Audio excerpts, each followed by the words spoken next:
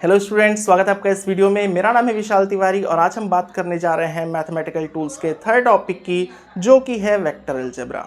इससे पहले वाले वीडियोस में हमने डिफरेंशिएशन की बात करी, इंटीग्रेशन की बात करी, ये हमारा लास्ट टॉपिक है। इसके अलावा भी टॉपिक है मैथमेटिकल टूल्स में, पर चूंकि वो हम पहले से जानते हैं तो उसको मैं यहाँ पर डिस्कस नहीं करूँगा। वेक्टर अलजेब्रा के बाद हम लोग चैप्टर पे मूव कर जाएंगे। इसको आप ध्यान से देखना, ये बहुत जगह पे काम आएगा। वैसे तो ये जो वेक्टर अलजेब्रा चैप्टर है, ये क्लास 12 के मैथ्स में एक इम्पॉर्टेंट और एक बड़ा चैप्टर है। वहाँ पर हम लोग इसे खूब डिटेल में पढ़ते हैं। वेक्टर और 3D चैप्टर है वहाँ पर हम लोग मैथ के पर्सपेक्टिव से खूब डिटेल में पढ़ते हैं। लेकिन यहाँ पर हम लोग बेसिक्स समझेंगे, स्केलर और वेक्टर होते क्या हैं, जो भी रिक्वायरमेंट है फिजिक्स के लिए वो हम सारा यहाँ पर पढ़ेंगे।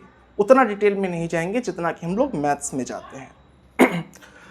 तो चलो स्टार्ट करते हैं। एकदम बेसिक से कॉपी पेन निकाल लो और नोट्स बनाते चलना साथ साथ। सबसे पहले समझते हैं कि वेक्टर होता क्या है, स्केलर और वेक्टर होता क्या है। तो एक चीज़ ध्यान देना कि हमने बहुत सारी फिजिकल क्वांटिटीज़ पढ़ रखी हैं। फिजिकल क्वांटिटीज़ जैसे कि मास हो गया, इसके अलावा वेलोसिटी हो गई, डिस्प्लेसमेंट हो गया, फोर्स हो गया, एनर्जी, मोमेंटम, ऐसी बहुत सारी फिजिकल क्वांटिटीज हमने पढ़ रखी हैं। अब इसमें से कुछ क्वांटिटीज स्केलर होती हैं, कुछ क्वांटिटीज वेक्टर होती हैं। एकदम बेसिक से समझना।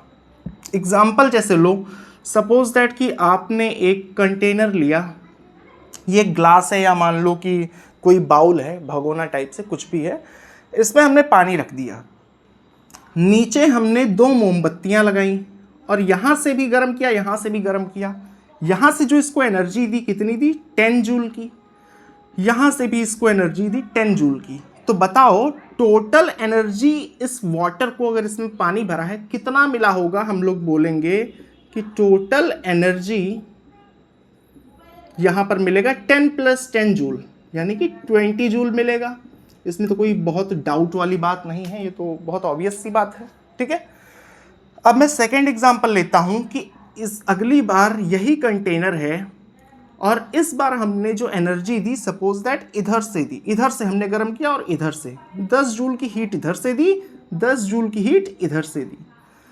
तो अब इस केस में टोटल एनर्जी कितनी मिलेगी। आप बोलोगे कि भाई सेम ही मिलेगी, ये कौन सी पागल वाली बात है, जितनी यहाँ पर मिल रही थी उतनी यहाँ भी मिलेगी 20 जूल। मैं बोलूँगा सही बात है, यहाँ पर कोई प्रॉब्लम वाली बात नहीं है।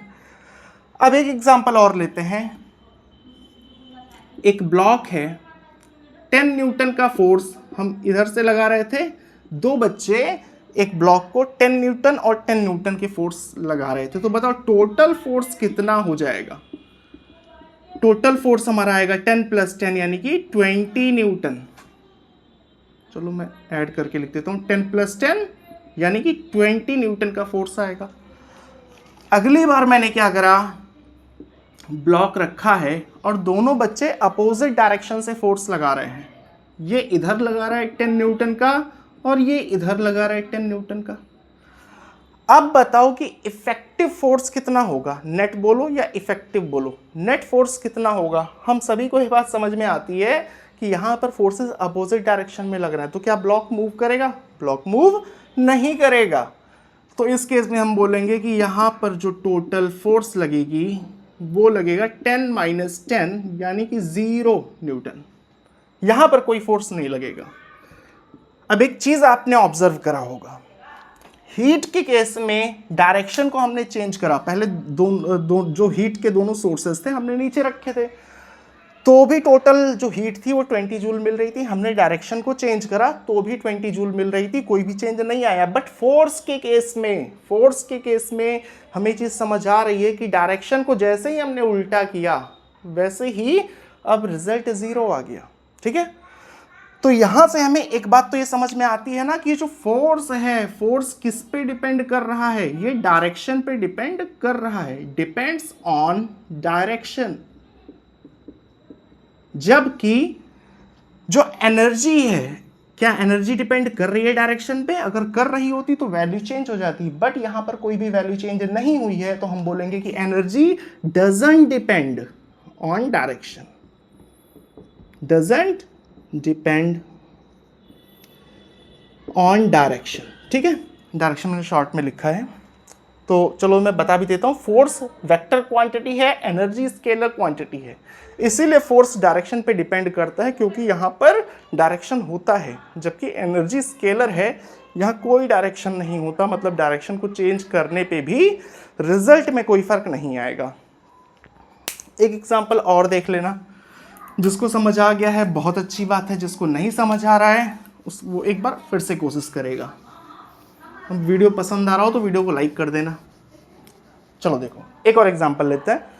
डिस्टेंस और डिस्प्लेसमेंट तो हम सभी ने पढ़ रखा है, हमें पता है कि डिस्टेंस क्या होता है, टोटल पाथ लेंथ। डिस्प्लेसमेंट क्या होती है, इनिशियल पॉइंट और फाइनल पॉइंट के बीच में डायरेक्ट जो सेपरेशन होता है। तो चलो ये तो 9th क्लास का है, तो डिस्टेंस और डिस्प्लेसमेंट निकालते हैं। 3 केसेस लेंगे। पहले केस में एक इंसान है या एक स्टूडेंट है राहुल, वो पॉइंट ए से पॉइंट बी जा रहा है।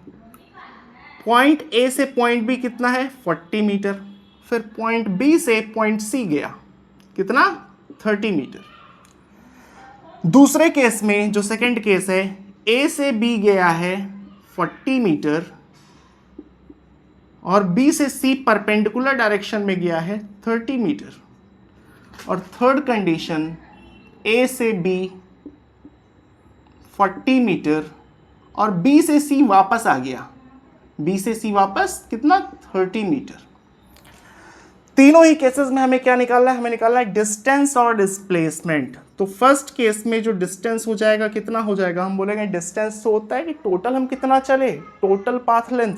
तो भाई ए से बी गए 40, बी से सी गए 30, यानी कि आ गया 70 मीटर का। ठीक है, डिस्प्लेसमेंट कितना होगा, डिस्प्लेसमेंट क्या होता है, इनिशियल पॉइंट और फाइनल पॉइंट के बीच का सेपरेशन। तो इनिशियल पॉइंट इस केस में कौन सा है, इनिशियल पॉइंट है ए और फाइनल पॉइंट है सी। ए और सी के बीच का डायरेक्ट सेपरेशन, ये भी इस केस में कितना है, 40 + 30 यानी कि 70 मीटर। तो इस केस में डिस्टेंस और डिस्प्लेसमेंट दोनों सेम है। चलो सेकेंड केस में अगर बात करें तो डिस्टेंस क्या होगा, हम बोलेंगे डिस्टेंस तो ए से बी गए 40, बी से सी गए तो 30, यानी कि 40 + 30 70 मीटर का डिस्टेंस है। डिस्प्लेसमेंट, डिस्प्लेसमेंट क्या होता है, इनिशियल पॉइंट और फाइनल पॉइंट के बीच का जो डायरेक्ट सेपरेशन होता है, यानी कि ए सी, इसकी लेंथ कितनी होगी, अगर ये 90 डिग्री है और पाइथागोरस थ्योरम लगाएंगे तो ये कितना आएगा, 50 मीटर। हम बोलेंगे 50 मीटर है डिस्प्लेसमेंट। थर्ड केस की बात कर लें तो यहाँ पर डिस्टेंस कितना आएगा, distance again total path length होता है। तो टोटल पाथ लेंथ ए से बी गए 40 मीटर, बी से सी आए 30 मीटर, यानी कि 70 मीटर का है डिस्टेंस। और डिस्प्लेसमेंट कितना होगा, 40 गए 30 आए, तो इनिशियल पॉइंट हो गया ए, फाइनल पॉइंट हो गया सी। तो ए सी इसकी लेंथ कितनी होगी भाई, 40 ये है 30 ये है, तो ये 10 होगा ना, 10 मीटर। कुछ चीजें आप ऑब्जर्व कर पा रहे हो, देखो चले तो हम सेम हैं, ए से बी गए 40, बी से सी गए 30। तीनों केसेस में डिफरेंस क्या है, तीनों केसेस में जो डिफरेंस है वो सिर्फ और सिर्फ डायरेक्शन का है। डायरेक्शन को हमने चेंज करा है, पहले स्ट्रेट गया था, फिर परपेंडिकुलर गया, फिर वापस आ गया। डायरेक्शन को चेंज करने से क्या डिस्टेंस चेंज हुआ, डिस्टेंस चेंज नहीं हुआ, हर जगह पे 70 मीटर ही आया, जबकि डिस्प्लेसमेंट तीनों केसेस में अलग अलग आ गए। ठीक है, अब देखो हमने चेंज किया है डायरेक्शन में, चेंज किया है डायरेक्शन में और क्वांटिटी बदल गई। इसका मतलब इस क्वांटिटी में, किसमें, डिस्प्लेसमेंट में डायरेक्शन का रोल था ना, डिस्प्लेसमेंट में डायरेक्शन का रोल था, ठीक उसी तरीके से जैसे फोर्स में था। लेकिन डिस्टेंस में डायरेक्शन का कोई रोल नहीं है। तो ऐसी क्वांटिटीज जिनमें डायरेक्शन को आप चेंज करो और वैल्यूज चेंज हो जाएं, ऐसी क्वांटिटीज वो वेक्टर होती हैं। और जिसमें आप डायरेक्शन को कितना भी चेंज करो, फिजिकल क्वांटिटी पे कोई फर्क ना पड़े, वो स्केलर होती हैं। सिंपल शब्दों में हम बोलते हैं कि ऐसी क्वांटिटीज जहां पर सिर्फ मैग्नीट्यूड होता है, मतलब डायरेक्शन नहीं होता, या यूँ बोले डायरेक्शन का रोल नहीं होता, वो स्केलर होती हैं। जहाँ मैग्नीट्यूड का भी रोल होता है और डायरेक्शन का भी रोल होता है, मतलब मैग्नीट्यूड और डायरेक्शन दोनों प्रेजेंट हैं, ऐसी क्वांटिटीज वेक्टर क्वांटिटी होती हैं। अब हम लोग लिखने का काम शुरू करेंगे। आई होप स्केलर और वेक्टर में जो बेसिक डिफरेंस है वो आपको समझ आ गया होगा। चलो लिखते हैं। मैं शॉर्ट में लिखूंगा, आपको डिटेल में लिखना है तो आप लिख लेना। स्केलर, तो स्केलर में क्या होता है, ओनली मैग्नीट्यूड, ओनली मैग्नीट्यूड। इसके एग्जांपल भी आप लिख लो, मास हो गया, डिस्टेंस हो गया, एनर्जी, ये सारे के सारे क्या हैं, स्केलर क्वांटिटी हैं। वेक्टर क्वांटिटीज कौन सी होती हैं, इसमें हमारा मैग्नीट्यूड प्लस डायरेक्शन होता है, मैग्नीट्यूड प्लस डायरेक्शन, यानी मैग्नीट्यूड का भी रोल है, डायरेक्शन का भी रोल है, ऐसी क्वांटिटीज होती हैं वेक्टर। इसमें आप एक चीज और ऐड कर लेना, मैग्नीट्यूड एंड डायरेक्शन तो होता ही है, and it follows laws of vector algebra. अभी मैं समझाता हूं ये मैंने क्यों लिखा है। वेक्टर क्वांटिटीज में मैग्नीट्यूड भी होता है, डायरेक्शन भी होता है, और ये लॉज ऑफ वेक्टर अलजेब्रा, कुछ लॉज हैं हमारे, उनको फॉलो करती है। समझना मैं ऐसा क्यों बोल रहा हूं। एक केस आता है इलेक्ट्रिक करंट का। कई लोग बोलते हैं कि करंट में क्या है, मैग्नीट्यूड भी है और डायरेक्शन भी है। बनाते हैं, अगर करंट जा रही है 3 एम्पियर तो बोलते हैं मैग्नीट्यूड भी है 3 एम्पियर और डायरेक्शन भी दिया है, तो ये वेक्टर क्वांटिटी है। पर सिर्फ वहां से नहीं सेटिस्फाई होता, हम ये भी देखना है कि क्या current laws of vector algebra को फॉलो करती है। अभी देखो हमने लॉज ऑफ वेक्टर अलजेब्रा तो पढ़े नहीं है, पर उसमें से एक लॉ हमें पता है, जैसा हमने फोर्स के केस में देखा कि अगर अपोजिट डायरेक्शन में हो तो फिर फोर्स कैंसिल कर जाता है, मतलब सब्ट्रैक्ट हो जाता है। या ये तो हमें पता ही है ना कि डायरेक्शन को चेंज करने पे फिजिकल क्वांटिटी अगर चेंज हो रही है, डायरेक्शन को चेंज करने पे फिजिकल क्वांटिटी चेंज हो रही है तो वो वेक्टर है। ठीक है, तो चलो करंट के केस में देखते हैं। करंट अगर इस तरीके से कोई कनेक्शन है, यहां से करंट आ रही है 2 एम्पियर, यहां से करंट आ रही है 3 एम्पियर, तो यहां से करंट कितनी आएगी 5 एम्पियर। ये क्लास 12th में आप डिटेल में पढ़ोगे भी। अगर मैं डायरेक्शन को चेंज करूं, मैंने क्या कर दिया, अपोजिट कर दिया, इस तरीके से निकाल दिया। अभी करंट यहां से आ रही है 2 एम्पियर, अभी करंट यहां से आ रही है 3 एम्पियर, तो भी यहां से जो नेट करंट होगी कितनी जाएगी, 5 एम्पियर। क्या ये चीज आपको समझ में आ रही है कि डायरेक्शन को चेंज करने के बाद भी जो वैल्यू है इसमें कोई चेंज नहीं आया है। ये प्रॉपर्टी किसकी थी, वेक्टर की नहीं थी ना, ये तो स्केलर की प्रॉपर्टी थी। हमने डायरेक्शन को चेंज किया, तो यही है लॉज ऑफ वेक्टर अलजेब्रा। ठीक है, अभी आगे हम लोग ट्रायंगल लॉ वगैरह पढ़ेंगे। अभी के लिए यूं समझना है कि डायरेक्शन चेंज करने पे भी जो वैल्यू है, जो फिजिकल क्वांटिटी है, उस पर कोई फर्क नहीं पड़ रहा है। जब तक ये 2 और 3 है तब तक ये 5 ही आएगा। यानी कि करंट क्या है, इलेक्ट्रिक करंट,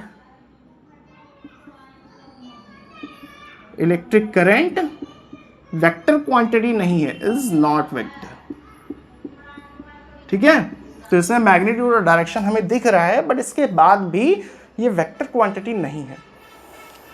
आई होप कि आपको समझ आया होगा। चलो वेक्टर हमने समझ लिया, अब बात करते हैं रिप्रेजेंटेशन ऑफ अ वेक्टर। किसी भी वेक्टर को रिप्रेजेंट कैसे करते हैं। सबसे पहली चीज तो आप ये यूं समझना कि अगर मैं इस तरीके से लिखूं कि ये है मास, ये है डिस्टेंस, ये है डिस्प्लेसमेंट, ये वेलोसिटी है, ये फोर्स है, ये एनर्जी है, तो इस तरीके से मैंने लिख दिया, तो आपको पता नहीं कि कौन सा स्केलर है कौन सा वेक्टर है। जो वेक्टर होता है उसके ऊपर एक छोटी सी लाइन ड्रॉ करके हम लोग एरो लगाते हैं। कहने का मतलब अगर मैंने ऐसे लिख दिया तो इसका मतलब हमें पता चल रहा है कि अच्छा ठीक है, ये जो एस है ना, ये वेक्टर है डिस्प्लेसमेंट, ये वेलोसिटी वेक्टर है, फोर्स वेक्टर है। ई पे हम लोग नहीं लगा सकते क्योंकि ई एनर्जी है, तो ई पे इस तरीके से हम लोग नहीं लगाएंगे। एक चीज और ध्यान देना, जैसे अगर कोई वेक्टर है, जैसे फोर्स की मैंने बात की थी, तो इसमें दो चीज़ें होती हैं ना, मैग्नीट्यूड होता है, डायरेक्शन होता है। जैसे फोर्स लगा रहे हैं 5 न्यूटन का, तो मैं ये बोल सकता हूँ कि 5 न्यूटन का फोर्स लग रहा है अलोंग एक्स एक्सिस, उस डायरेक्शन में फोर्स लग रहा है। तो फोर्स के पास दो चीज़ें होती हैं, मैग्नीट्यूड और डायरेक्शन। मैग्नीट्यूड को इस तरीके से रिप्रेजेंट करते हैं, मॉड के अंदर रखते हैं, और ये है हमारा डायरेक्शन, या एन कैप भी लगाते हैं। ये मैग्नीट्यूड है, ये डायरेक्शन है, ठीक है। ये टर्म्स अभी आगे यूज होंगे, इसलिए मैंने आपको बता दिया है। चलो रिप्रेजेंटेशन ऑफ अ वेक्टर देखते हैं।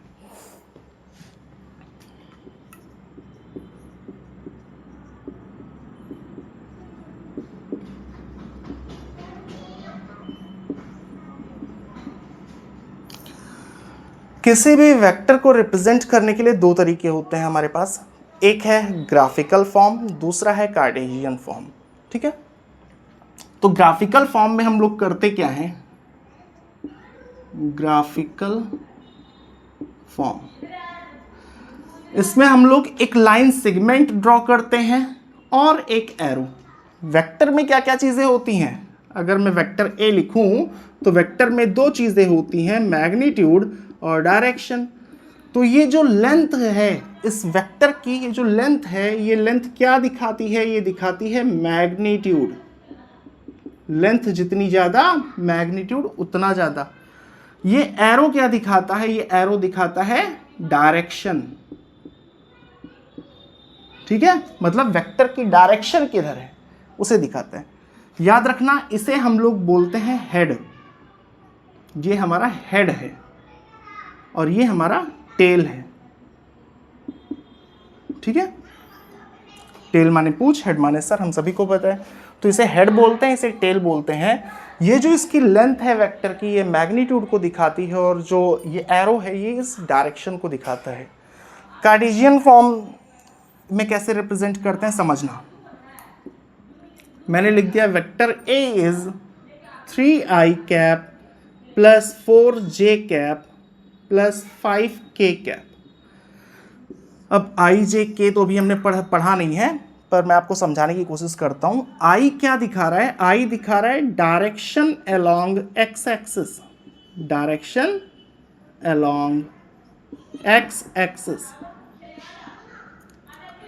एक्स एक्सिस के अलोंग जो डायरेक्शन है उसे हम लोग आई कैप से रिप्रेजेंट कर रहे हैं। जे कैप दिखाता है, अभी आपको समझ आएगा बाद में कि आई जे कैप क्या होते हैं, एक्स वाई जेड के अलोंग यूनिट वेक्टर होते हैं। उसे मैं आगे डिस्कस करूंगा जब मैं यूनिट वेक्टर पढ़ाऊंगा, ठीक है। अभी के लिए आपको ये समझना है कि आई क्या है, डायरेक्शन अलोंग एक्स एक्सिस है, जे है डायरेक्शन अलोंग वाई एक्सिस, और के क्या हो जाएगा, डायरेक्शन अलोंग जेड एक्सिस। अब ये इस वेक्टर को कैसे रिप्रेजेंट कर रहा है, इस चीज़ को समझना। मैं ये जो ग्राफिकल फॉर्म है इसको एक्सिस बना के समझाता हूँ। ये है एक्स एक्सिस, ये है वाई एक्सिस, और ये है जेड एक्सिस। ये वाइट बोर्ड हमारा 2D है, इसको समझ रहा है ना कि ये एक्स है, ये वाई है, और जेड एक्सिस आपके मोबाइल की स्क्रीन से बाहर निकल रहे हैं, ठीक है। तो 3i cap plus 4j cap plus 5k cap.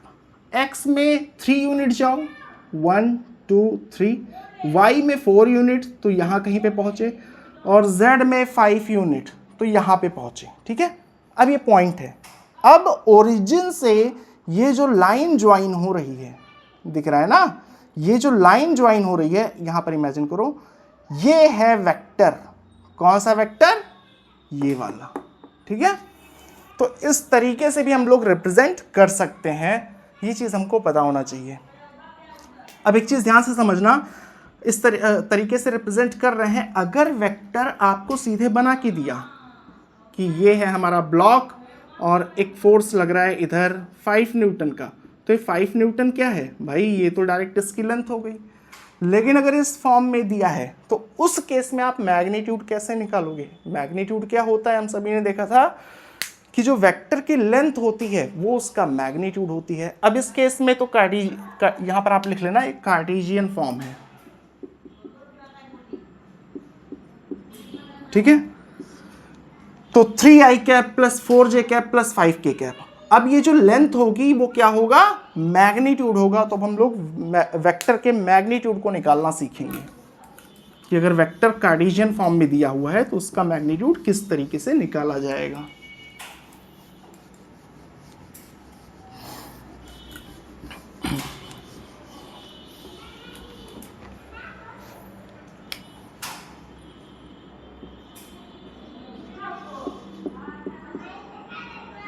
Magnitude of a vector, ठीक है। वेक्टर ए है, ये मैग्नीट्यूड को ऐसे रिप्रेजेंट करते थे और ये होता था डायरेक्शन, ठीक है। सपोज दैट मैंने वेक्टर ए को दे दिया A I cap plus B J cap plus C K cap, ये है एक वेक्टर ए। अब इसको बनाने की मैं कोशिश करता हूँ।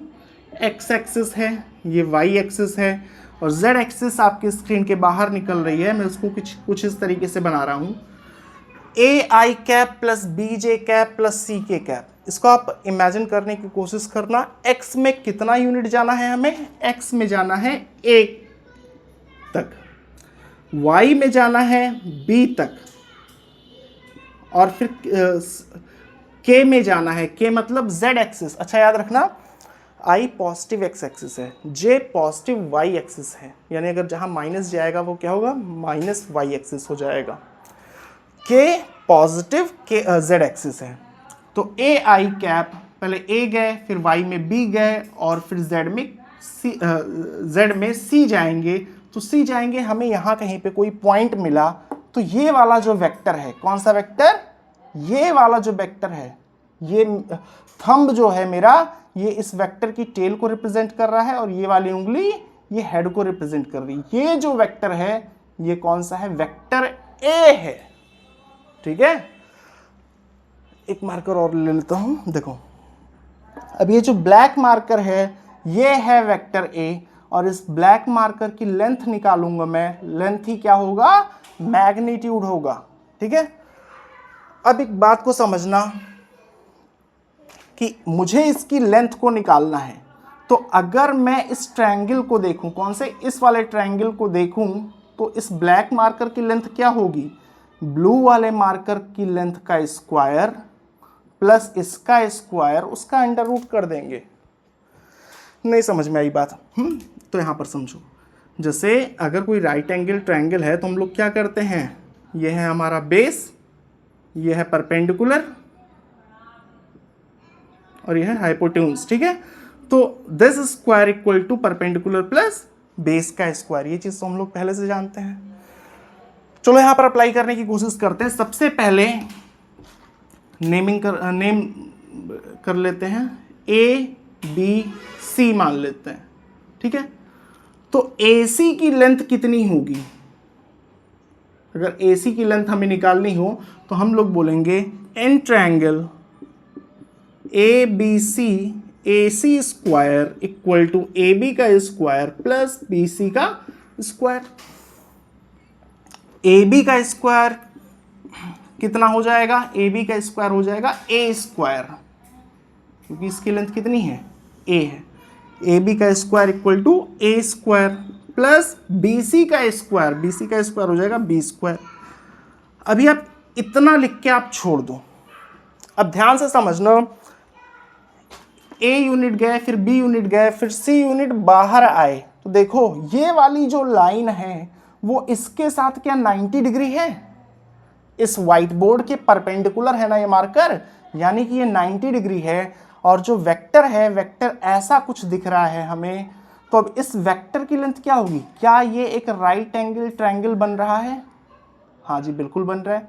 तो इस राइट एंगल ट्रायंगल में हमें इसकी लेंथ निकालनी है, मतलब हाइपोटेन्यूज की लेंथ निकालनी है। तो इसका मतलब अगर इसे डी पॉइंट माने तो इन ट्रायंगल ACD हाइपोटेन्यूज का स्क्वायर इक्वल टू बेस का स्क्वायर प्लस परपेंडिकुलर का स्क्वायर हो जाएगा। ये आपको थोड़ा सा विजुअलाइज करना पड़ेगा, ठीक है। तो इन ट्रायंगल ACD AD का स्क्वायर इक्वल टू AC का स्क्वायर प्लस CD का स्क्वायर। उस चीज़ को मैं बना तो नहीं सकता 3D में, मैं समझाने की कोशिश करता हूँ। ये है ACD, तो हम लोग लिखेंगे इन ट्रायंगल ACD AD का स्क्वायर इक्वल टू AC का स्क्वायर प्लस CD का स्क्वायर। CD कौन सा था? CD ये वाला वेक्टर था ब्लैक, ये जो हम लोग C यूनिट K कैप की तरफ बाहर आए थे। सो यहां से अगर वैल्यू पुट करेंगे तो फिर क्या हो जाएगा? AD का स्क्वायर इक्वल टू AC की वैल्यू कितनी है? A square plus B square. CD की वैल्यू कितनी हो जाएगी? हम लोग कितना यूनिट बाहर निकले थे? हम लोग निकले थे C यूनिट, तो प्लस C स्क्वायर। यहां से वैल्यू आ गई AD square equal to A square plus B square plus C square. तो AD की लेंथ कितनी होगी? अगर हम लिखना चाहें तो लिख सकते हैं AD equal to under root A square plus B square plus C square. AD की लेंथ है क्या? ये जो वेक्टर था यही था हमारा AD, और किसी भी वेक्टर की लेंथ क्या दिखाती है? मैग्नीट्यूड दिखाती है, यानी कि मैग्नीट्यूड इस वेक्टर का हो जाएगा under root A square plus B square plus C square. ठीक है, अब ये फॉर्मूला आप कॉपी कर लेना, इंपॉर्टेंट फॉर्मूला है और इसके बेसिस पे आगे भी बहुत सारी चीजें आएंगी। ठीक है,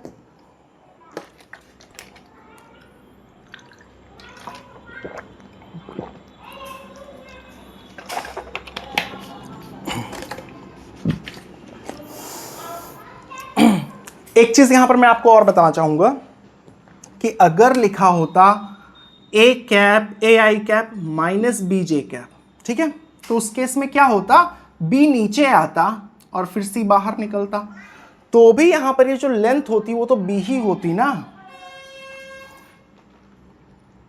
कहने का मतलब ये है, ये ए बी और सी क्या है? नंबर हैं, ये हमेशा पॉजिटिव रहेंगे।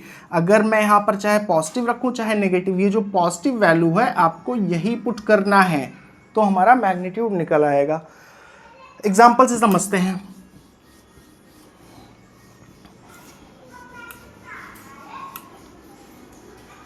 मैंने दे दिया कि एक वेक्टर है, वेक्टर ए, या चलो फोर्स ले लेते हैं कि फोर्स है, किसी पॉइंट पे लग रहा है 3i cap plus 4j cap plus 2k cap. ठीक है, एक ब्लॉक है और इस पे फोर्स लग रहा है, कितना फोर्स लग रहा है? इतना। अब अगर ग्राफिकल फॉर्म में दिया होता तो हम लोग सीधे तो खींच के लिख देते कि कितना न्यूटन लग रहा है, बट वेक्टर फॉर्म में दिया है, पूछ रहा है कि बताओ फोर्स कितना लग रहा, तो हम लोग बोलेंगे कि फोर्स का मतलब कितना लग रहा है, हमें इसका मैग्नीट्यूड निकालना है। मैग्नीट्यूड का फॉर्मूला क्या होता है? Under root A square plus B square plus C square. A B C क्या थे? आई जे और के कॉफिशिएंट थे। आई जे के का कॉफिशिएंट यहाँ क्या है? 3 4 और 2, तो सिंपली लिखेंगे 3 का स्क्वायर प्लस 4 का स्क्वायर प्लस 2 का स्क्वायर, यहाँ पर 9 हो जाएगा,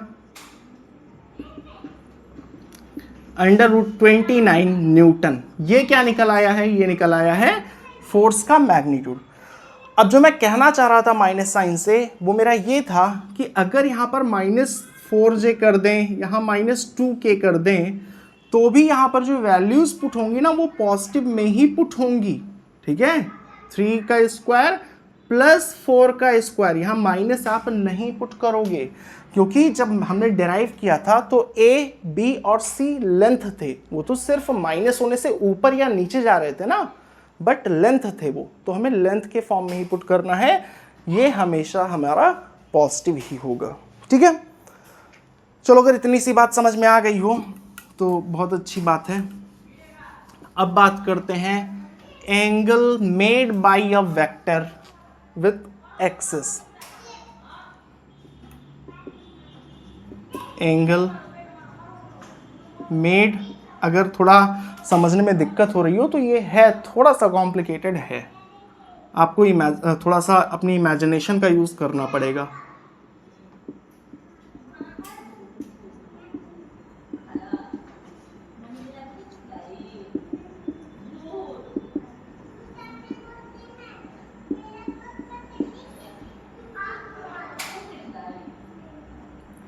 देखो एक्स वाई जेड 3 हमारे कोऑर्डिनेट एक्सिस हैं, जैसे कि मैंने यहाँ पर ड्रॉ किया, ये एक्स है, ये वाई है और ये है जेड।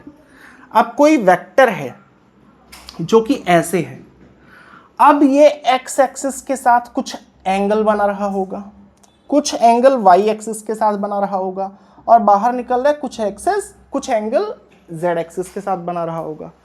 एक्स एक्सिस के साथ जो एंगल बना रहा है उसको हम बोलेंगे अल्फा, जो वाई एक्सिस के साथ बनाएगा उसे बोलेंगे बीटा, और जो जेड एक्सिस के साथ बनाएगा उसे हम बोलेंगे गामा। हमें इन्हीं अल्फा, बीटा और गामा की वैल्यूज़ को निकालना है कि अगर हमें कोई वेक्टर दे दिया जाए, अगेन लेते हैं vector A equal to A I cap plus B J cap plus C K cap, ये वेक्टर है। अब ये एक्स एक्सिस के साथ कितना एंगल बना रहा है कोई ये पूछ ले तो कैसे निकालेंगे, या वाई एक्सिस के साथ पूछ ले तो कैसे निकालेंगे। एक समझ में आ गया तो सारे समझ में आ जाएंगे। हम देखेंगे कि एक्स एक्सिस के साथ अगर ये अल्फा एंगल बना रहा है तो उस अल्फा की वैल्यू कितनी होगी। अब एक चीज़ तो हमें समझ में आता है कि अगर मैं आपको बोल दूं कि साइन थीटा इक्वल टू 1/2, तो थीटा कितना होगा, हम बोल देंगे कि भाई थीटा हमारा होगा 30 डिग्री। या फिर मैं बोल दूं कि कॉस थीटा इक्वल टू 1/2, तो कितना होगा, तो भी आप बोलोगे कि थीटा हमारा इस केस में 1/2 यानी कि थीटा 60 डिग्री हो जाएगा। मैं बोल दूं tan थीटा इक्वल टू 1, तो थीटा कितना हो जाएगा 45 डिग्री। ये हम सभी को पता है। कहने का मतलब क्या है, एंगल निकालना है तो अगर हम लोग साइन थीटा की वैल्यू निकाल लें तो मतलब एंगल निकाल लिए, या कॉस थीटा की वैल्यू निकाल लें तो भी मतलब एंगल निकाल लिए। ठीक है, तो हमें साइन थीटा या कॉस थीटा या टेन थीटा हमें निकालना है। अब इस केस में थीटा नहीं है, अल्फा है, तो चलो देखते हैं। फिर से इमेजिन करना पड़ेगा आपको। ये है वेक्टर, वेक्टर कौन सा है हमारा, ये है। अब ये एक्स एक्सिस के साथ ये वाला एंगल बना रहा है, मैंने इस एंगल को क्या नाम दिया है, अल्फा नाम दिया है। अब इसके टॉप से एक डायरेक्ट परपेंडिकुलर लाइन आप एक्स एक्सिस पे डालो।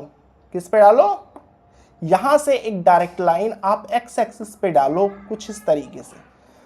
जब आप एक्स एक्सिस पे डालोगे लाइन तो ये वाला जो एंगल बनेगा कितना होगा, 90 डिग्री होगा। और ये आप इस ट्रायंगल को ध्यान से देखो, अगर मैं इसको ए बी सी नाम दे दूं, ए बी सी मैं लिख रहा हूं, जैसे मैं यहां पर बना रहा हूं,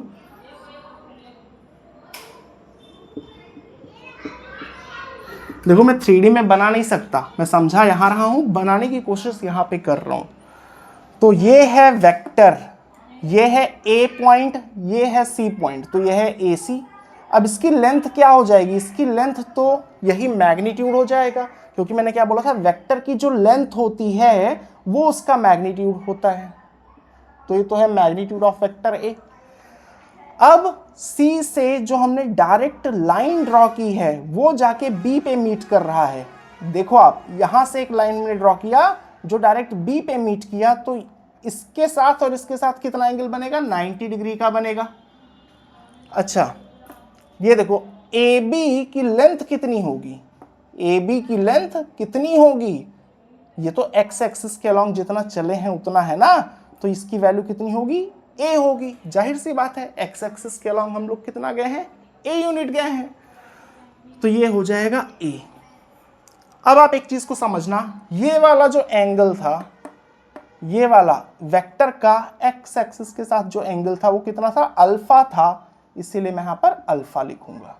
ठीक है, अब देखना आप, अगर मैं यहां पर कॉस अल्फा लूं, मैं कॉस अल्फा क्यों ले रहा हूं, क्योंकि बेस और हाइपोटेन्यूज दोनों ही हमें पता है। तो cos alpha equal to A upon magnitude of vector A. क्या चीज समझ में आई, नहीं, चलो एक बार फिर से एक्सप्लेन कर देता हूं। ये है वेक्टर ए हमारा, यहां से हमने परपेंडिकुलर ड्रॉ किया, ये है ए लेंथ। ठीक है, हमने परपेंडिकुलर ड्रॉ किया है, तो ये वाला एंगल कितना होगा, कॉस अल्फा की बात करेंगे तो बेस अपॉन हाइपोटेन्यूज, बेस ए था, हाइपोटेन्यूज क्या हो जाएगा, मैग्नीट्यूड, तो ये आ जाएगा। अब कोई मुझसे अगर ये बोले कि आप कॉस ही क्यों ले रहे हो, साइन और टैन भी तो ले सकते हैं, तो बात तो सही है, बट साइन और टैन में थोड़ी सी प्रॉब्लम हो जाएगी, क्योंकि जब मैं साइन लूंगा तो अगर ये अल्फा है तो अब की बार क्या आएगा, साइन होता है परपेंडिकुलर अपॉन हाइपोटेन्यूज, ठीक है। तो परपेंडिकुलर मुझे ये वाली वैल्यू रखनी पड़ेगी, तो परपेंडिकुलर अपॉन हाइपोटेन्यूज, हाइपोटेन्यूज तो मैग्नीट्यूड ऑफ ए है, वो तो अभी भी ऐसे ही रहेगा। परपेंडिकुलर क्या होगा, इस बार ये वाली लेंथ होगी, और ये वाली लेंथ कितनी होगी, मैं लिख दे रहा हूं, साइन अल्फा हो जाएगा under root B square plus C square upon A square, sorry B square plus C square. अब आप इसको इमेजिन करके देखोगे तो आपको समझ में आएगा मैं ऐसा क्यों बोल रहा हूँ। ठीक इसी तरीके से अगर मैं tan अल्फा की बात करूँ, कोई बोले कि भाई आप tan के साथ ही क्यों नाइंसाफी कर रहे हो, tan करके दिखाओ, तो मैं क्या बोलूँगा कि यह है वेक्टर, यह है परपेंडिकुलर, यह है बेस, यह है हाइपोटेन्यूज। तो tan क्या होता है, परपेंडिकुलर अपॉन बेस, भाई परपेंडिकुलर तो ये है, बेस ये है, तो अगर tan अल्फा लिखता हूँ तो यानी this length upon this length, this length upon this length, तो tan अल्फा के केस में हो जाएगा under root B square plus C square upon A, ठीक है। तो देखो ये याद करना थोड़ा सा इजी है, क्योंकि मैग्नीट्यूड ऑफ ए नीचे आ रहा है, वो तो जाहिर सी बात है, cos alpha, alpha x axis के साथ एंगल निकाल रहे हैं, एक्स एक्सिस के साथ एंगल निकाल रहे हैं, तो एक्स में कितना यूनिट चले हैं वो पुट कर दो अपॉन मैग्नीट्यूड। इसी तरीके से जब वाई में देखेंगे तो वाई में कितना यूनिट चले हैं अपॉन मैग्नीट्यूड, वो कॉस बीटा हो जाएगा, ठीक है। तो ये हमें आसान पड़ता है, सही ये दोनों भी हैं, ठीक है। तो यहाँ से हमें ध्यान रखना है। अब मैं लिख देता हूँ फॉर्मूले, जिस तरीके से हमने कॉस अल्फा निकाला है, अगर इसी तरीके से बीटा एंगल को लेके कॉस बीटा निकालेंगे तो ये आएगा b upon magnitude of vector a, cos gamma तो आ जाएगा c upon magnitude of vector a, ठीक है। चलो इससे कॉपी कर लो। इसका एक एग्जांपल भी लेके मैं आपको करवाता हूं, रब कर दे रहा हूं।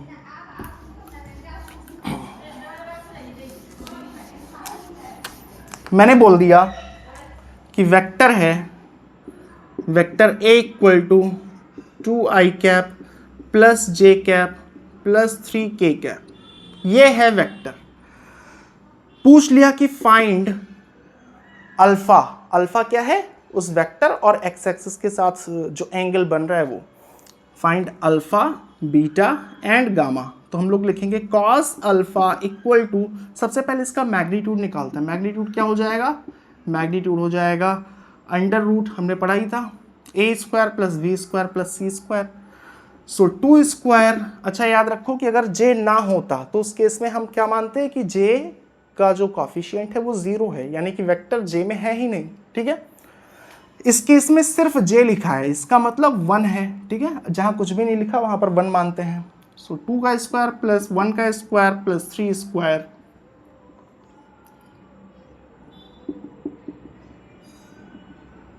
अंडर रूट 14, ये क्या आ गया, मैग्नीट्यूड ऑफ फैक्टर a।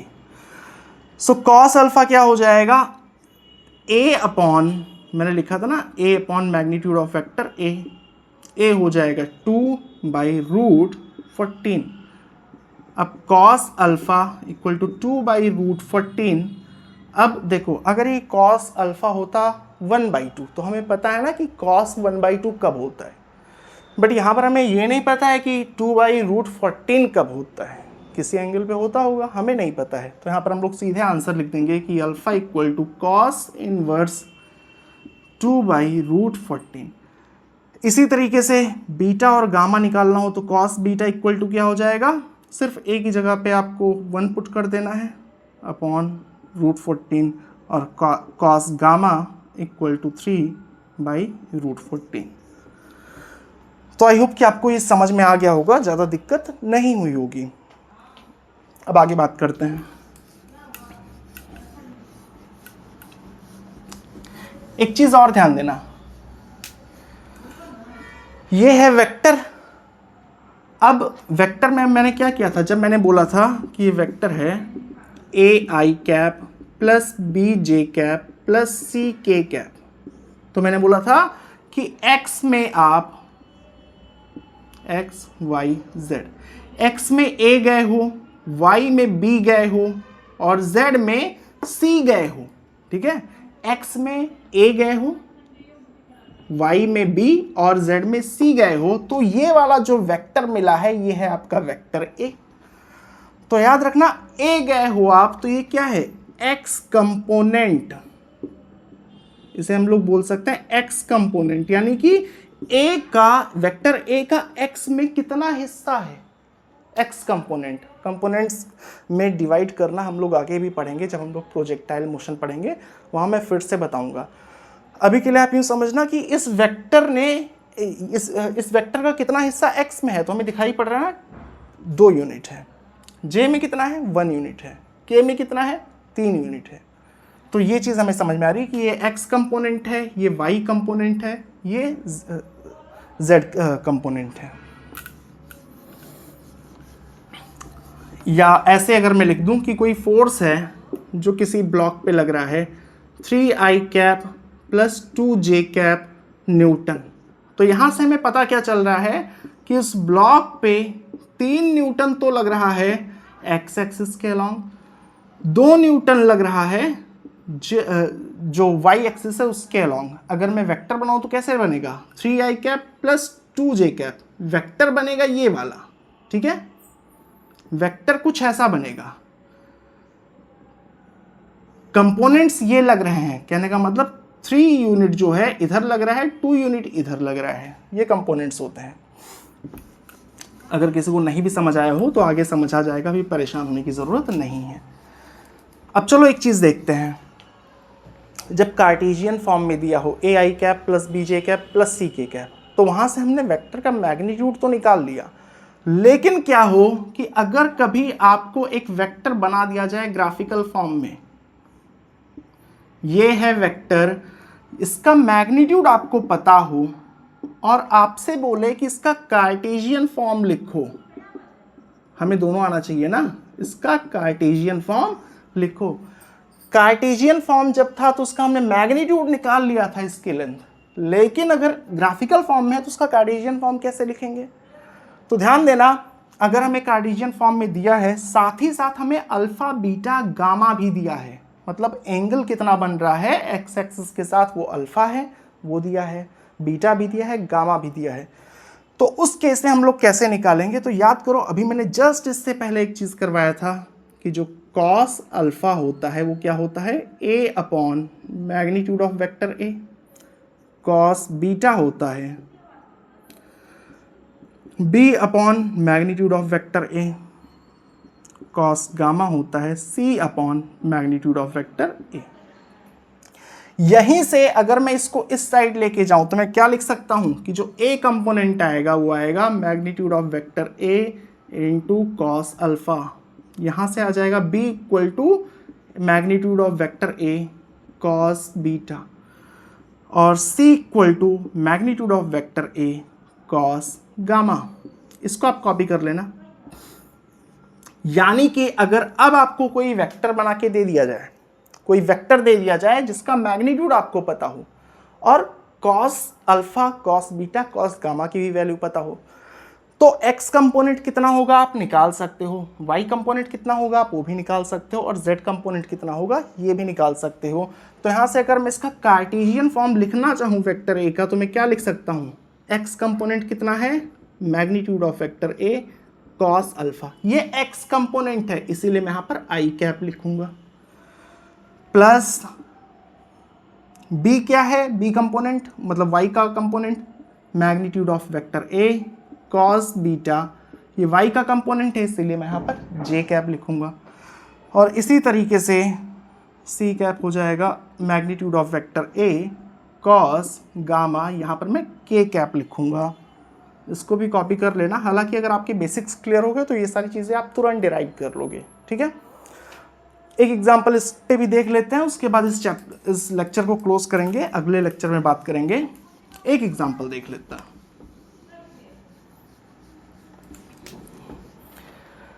मैंने एक वेक्टर दे दिया, एक्स एक्सिस है, वाई एक्सिस है, जेड एक्सिस है, एक वेक्टर दे दिया जिसकी जो लेंथ है मैग्नीट्यूड है कितनी है 20 यूनिट है, मान लो 20 न्यूटन है, फोर्स लग रहा है।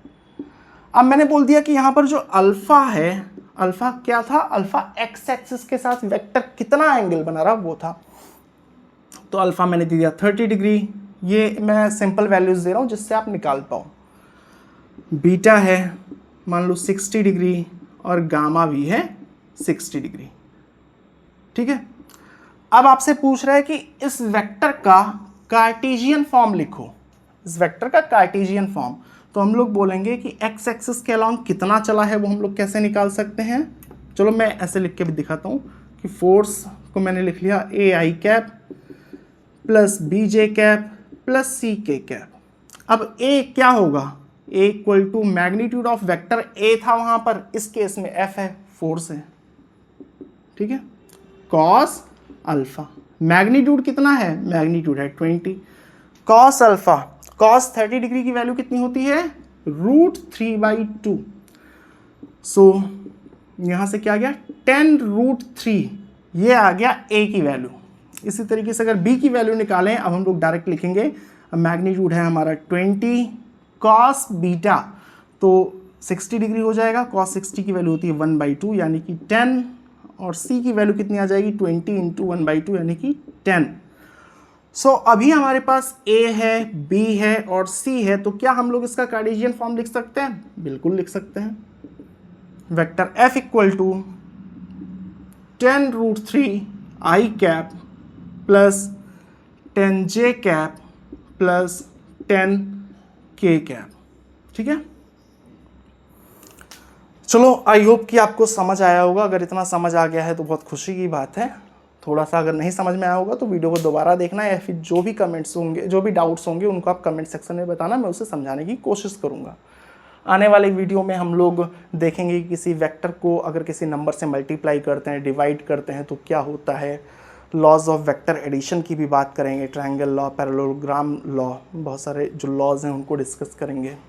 चलो फाइनली आज इस लेक्चर को यहाँ पर ख़त्म करते हैं। अगर लेक्चर आपको पसंद आया हो तो वीडियो को लाइक करना, चैनल को सब्सक्राइब करना, और मिलेंगे आपसे अगले वीडियो में। तब तक के लिए बाय बाय।